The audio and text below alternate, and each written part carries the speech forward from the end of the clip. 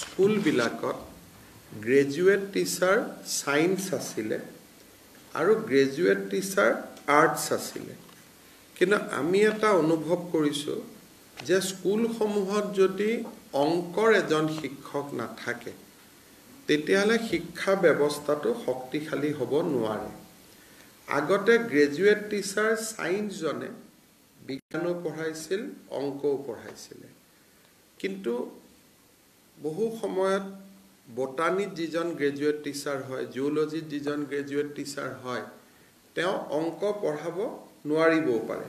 সেই কাৰণে আজি আমাৰ কেবিনেটে অসমত গ্ৰেজুৱেট টিচাৰ মেথছ বুলি এটা নতুন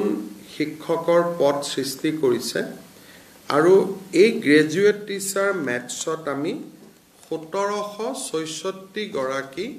শিক্ষক শিক্ষয়িত্ৰীক নিযুক্তি দিয়াৰ বাবে সিদ্ধান্ত লৈছো অৰ্থাৎ ইয়াৰ ফলত যিসকলে মেথছত অনাৰ্স লৈ বা মেথছত মেজৰ লৈ পাছ কৰিছিল তেনেকুৱা 1766 জন যুৱক যুৱতী নিয়োগৰ সুবিধাও মুকলি হ'ব আৰু সমান্তৰাল ভাৱে আমাৰ বিদ্যালয়সমূহৰ শিক্ষা ব্যৱস্থাত এটা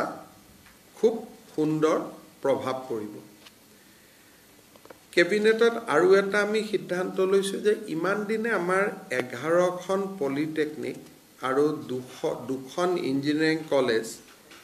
ইয়াত আমি আউটসোৰ্স হিচাপত তৃতীয় আৰু চতুৰ্থ শ্ৰেণীৰ কৰ্মচাৰী বিলাক লৈ আছিল এতিয়া আমি এনে ধৰণৰ 221টা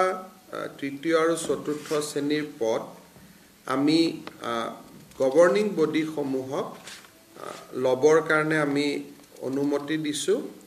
আৰু তেওঁলোকৰ দৰমহা আমাৰ বাজেটৰ পৰা পুনে